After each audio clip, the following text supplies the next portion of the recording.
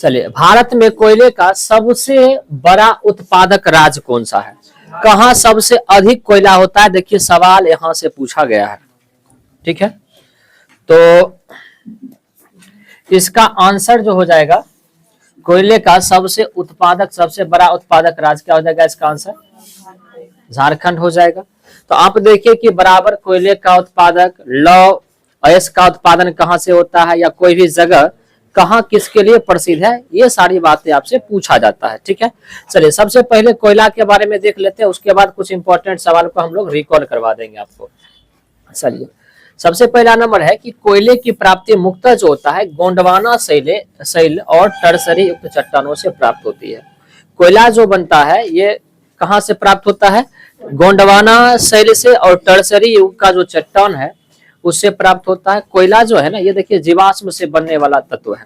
कई बार पूछा जाता है कि जीवाश्म ईंधन कौन सा है, आपके अगले सेट में मिलेगा बिहार एसएससी में। जीवाश्म ईंधन मतलब जीवों के अस्म से, मतलब जीवों के जो शरीर है या फिर पेड़ पौधे के टुकड़े, जितने भी जीवाश्म है, जीव के जो अस्म है, मरे हुए सड़े हुए जो पेड़ पौधे हैं, उसके शरीर से जो भी ईंधन उत्पन्न होगा उसको बोलेंगे हम लोग जीवाश्म।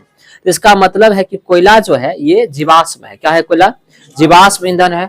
और ये नवीकरणीय स्रोत है या अनवीकरणीय स्रोत है? नवीकरणीय या अनवीकरणीय, बताइए।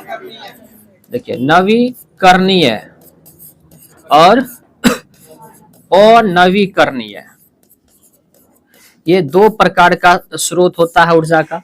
नवीकरणीय स्रोत उसको कहेंगे जो फिर से हम नया तैयार कर सके, वैसा ईंधन जिसका एक बार प्रयोग कर लिए और फिर भी दोबारा हम प्रयोग कर सकते हैं, वो कभी समाप्त नहीं होता है। मतलब वैसा ईंधन जो कभी समाप्त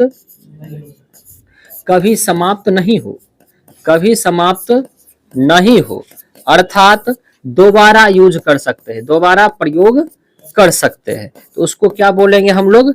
नवीकरणीय स्रोत। क्या बोलेंगे उसको? नवीकरणीय स्रोत। समझ आया कि नहीं है?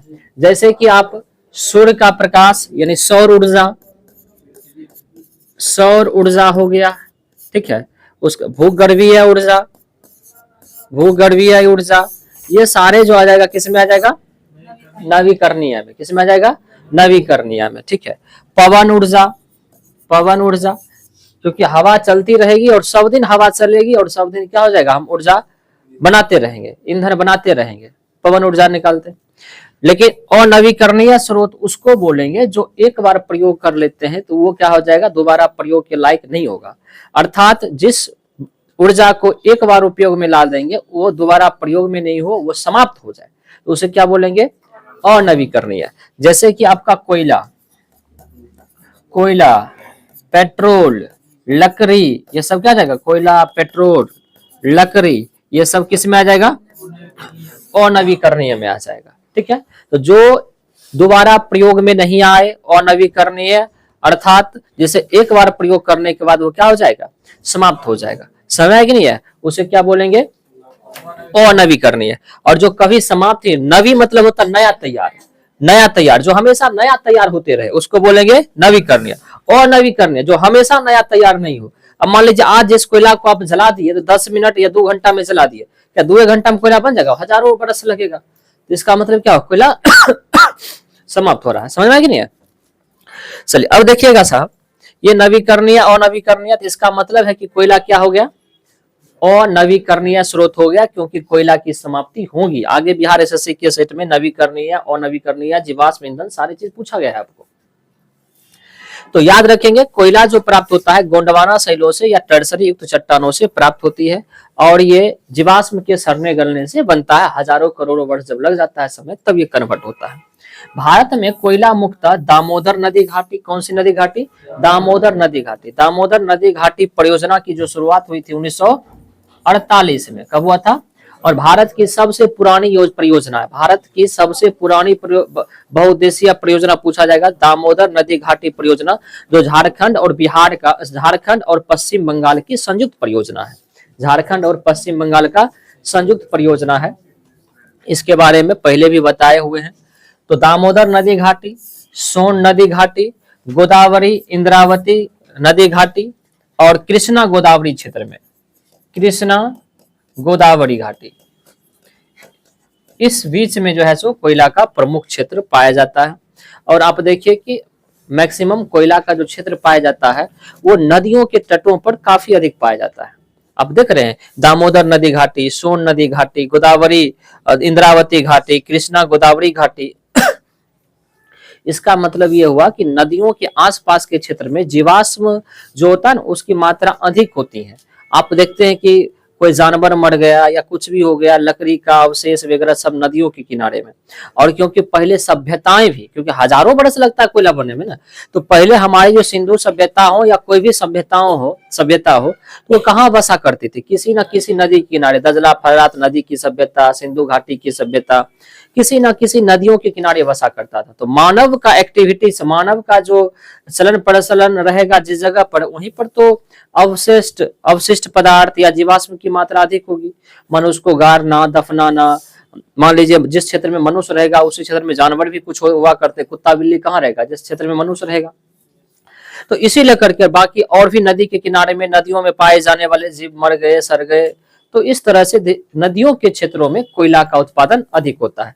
इसीलिए करके आप देखेंगे कि अधिकतर नदी घाटी के बारे में पूछा जाता है कि किस नदी के दोआब क्षेत्र में। दोआब क्षेत्र का मतलब समझते हैं कि दो नदियों के बीच में, जैसे कि मान लीजिए यहाँ पे अगर गोदावरी बह रही है और यहाँ पर कृष्णा बह रही है, तो इस दोनों के बीच का जो नदी है ना, इस दोनों के बीच की जो भूमि है उस भूमि को बोलेंगे दोआब भूमि। क्या बोलेंगे? दोआब। दो नदियों के बीच की भूमि को क्या बोलेंगे? दोआब। तो दोआब के क्षेत्रों में अधिक कोयले पाए जाते हैं क्योंकि इस नदियों का जीवाश्म और इस नदियों का जीवाश्म साइड के क्षेत्रों में जमा हो जाता है और हजारों करोड़ों वर्ष के बाद क्या होता है ये कोयला में परिवर्तित हो जाता है। तो ये याद रखेंगे कहाँ कहाँ। उसके बाद देखिए कोयला के मुख्यतः 4 प्रकार होते हैं कार्बन की मात्रा के आधार पर। देखिए जिस कोयले में कार्बन की मात्रा अधिक होगी वो जो कोयला होगा वो क्या होगा? अधिक जो है सो शुद्ध होगा। अधिक कोयला जो है सो उत्तम किस्म का होगा, अच्छी क्वालिटी की कोयला होगी जिसमें कार्बन की मात्रा अधिक होगी। तो कार्बन के मात्रा के आधार पर कोयला को हम लोग 4 भाग में बांटते हैं। एक भाग को बोलते हैं हम लोग एंथ्रासाइट। क्या बोलते हैं? एंथ्रासाइट। एक हो गया आपका बिटुमिनस, एक हो गया लिग्नाइट और हो गया पीट। अब देखिएगा एंथ्रासाइट में कार्बन की जो मात्रा होगी 80 से 95% के बीच होता है। 80 से 95%। जिस कोयला में 80 से 95% तक अगर कार्बन की मात्रा होगी तो उसे क्या बोलेंगे हम लोग? एंथ्रासाइट। क्या बोलेंगे उसको? एंथ्रासाइट। दूसरा देखिएगा बिटुमिनस। जिस कोयला में 50 से 75 या 80% के बीच कार्बन होगा, 50 से 75, 80 तक भी हो सकता है।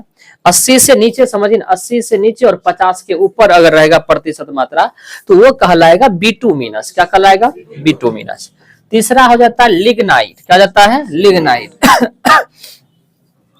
तो इसमें 40 से 50% आपको कार्बन की मात्रा होगी।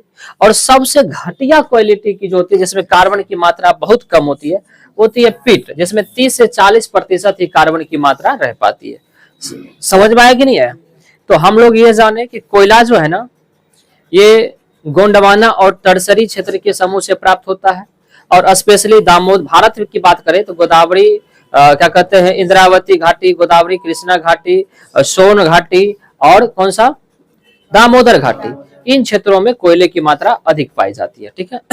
और भारत में सबसे अधिक कोयला जो मिलता है, पूछा जाएगा किस प्रकार का कोयला मिलता है, तो भारत में सबसे अधिक कोयला लिग्नाइट होता है। भारत में सबसे अधिक जो कोयला होता है, सबसे अधिक, ये कौन सा होता है? लिग्नाइट कोयला होता है। ठीक है। और इसके आधार पर कोयला के कार्बन प्रतिशत की मात्रा के आधार पर कोयला को 4 भाग में बांटते हैं, एंथ्रासाइट, बिटुमिनस, लिग्नाइट और पीट। तो कई बार आपको दे देगा कि कोयले की गुणवत्ता के आधार पर, ठीक है, इसको सही क्रम में सजाए, मतलब सबसे अधिक गुण किसका क्वालिटी अच्छा है, किस्म अच्छा है, तो सजाने के लिए दे देगा। जब सजाने के लिए दे देगा समझिए उस समय ना हम 4 प्रकार याद कर लेते हैं लेकिन क्रम से नहीं याद कर पाते हैं कि कौन एंथ्रासाइट होगा, उसके बाद लोग लिग्नाइट बोल देता तुरंत, एंथ्रासाइट, लिग्नाइट, तो क्रम बिगड़ जाएगा। तो आपको क्रम से भी याद रखना है। कई बार टफ सवाल करना हो तो वो क्रम दे देगा सजाने के लिए और 4 ऑप्शन दे देगा, तो हो सकता है आपको फंसने की चांसेस बढ़ जाएगी। इसीलिए करके याद रखेंगे एंथ्रासाइट, बिटुमिनस, लिग्नाइट और पीट।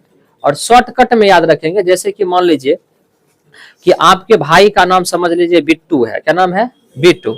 बदमाशी बहुत करता है।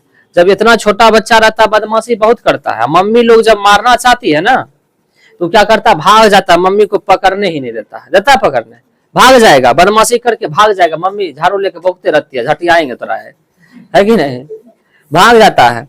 और तब अंतिम मम्मी क्या करती है, बड़का जो भाई होगा या बड़ी जो बहन होगा ना उसको बोलेगी पकड़ के पीट करा, है क्या, खुद तो पकड़ नहीं पाई क्या करेगी, दूसरा पर थोप देती है। तो इसी लॉजिक पर आप याद रखेंगे ए बी टू, नाम क्या है, ए बी टू ले पीट, ए बी टू ले पीट। मान लीजिए आपका नाम है बिट्टू और मम्मी बोल रही है कि ले अगर आप क्या कर पीट, तो याद रखेंगे ए से हो गया एंथ्रासाइट, एंथ्रासाइट, B2 से हो गया बिटुमिनस, बिटुमिनस, ले से हो गया लिग्नाइट और पीट से हो गया पीट। तो आप देखिए क्रम से आपको याद हो जाएगा, A B2 ले पीट, क्या बोलेंगे, A B2 ले पीट। याद हो गया कि नहीं हो गया। अब आप क्रम से भी याद हो जाएगा और क्रम सजाने भी देते, आप कंफ्यूज नहीं करेंगे। समझ में आया कि नहीं आया। चलिए आगे बढ़े क्या। चलिए अब देखिएगा कि अगर कोयला का बात आया तो झारखंड को बोलते हैं, तो याद रखिएगा कोयला के लिए झारखंड का झरिया, झारखंड का झरिया, धनबाद, ठीक है, ये सारे क्षेत्र क्या है काफी प्रसिद्ध है। ठीक है, कोयला का झरिया। इसके अलावा याद रखिएगा रानीखेत, रानीखेत ये झारखंड में नहीं है, रानीखेत, ये सारे जो है सुनो नहीं, ये सारे कोयले के लिए काफी क्या है प्रसिद्ध है। इसके अलावा अगर पूछा जाएगा आपको कि जावर नामक खान किसके लिए प्रसिद्ध है, जावर नामक खान किसके लिए प्रसिद्ध है, तो जस्ता के लिए, क्या बोलेंगे, जस्ता के लिए। और जस्ता के लिए प्रसिद्ध है जावर नामक खान। पूछा जाएगा किस राज्य में है जावर, तो राजस्थान में, क्या बोलेंगे, देखिए जो से जावर, जो से जस्ता, जस्ता माने जिंक, तो पूछा जाएगा जावर की खान, कई बार खान पूछ देता किसके लिए प्रसिद्ध है। ठीक है, पूछा जाएगा खेतरी किसके लिए प्रसिद्ध है, खेतरी, क्या बोलेंगे, खेतरी जो है ये तांबा के लिए प्रसिद्ध है, ये तांबा के लिए प्रसिद्ध है। और ये पूछा जाएगा खेतरी कहाँ है, तो क्या बोलेंगे, राजस्थान में, क्या बोलेंगे, राजस्थान में। ठीक है, याद रखेंगे। इसके अलावा अगर पूछा जाएगा बाबा बुदन की पहाड़ी, बाबा बुदन की पहाड़ी,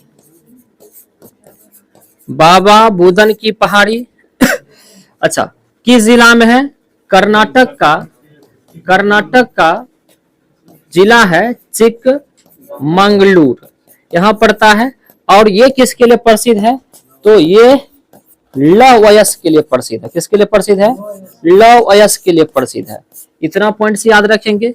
इसके अलावा बैलाडीला क्षेत्र, अभी दरोगा में पूछा गया था ना, बैलाडीला, बैलाडीला ये भी किसके लिए प्रसिद्ध है, ये भी लौह अयस्क के लिए प्रसिद्ध है। अभी दरोगा में पूछा गया था पीटी में, लौह अयस्क के लिए प्रसिद्ध है।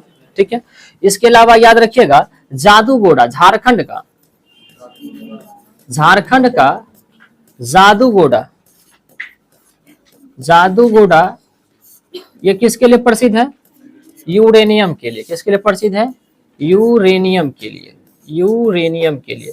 ये सारी बातें साहब आपको ध्यान में रखना है, इतना पॉइंट्स। ठीक है,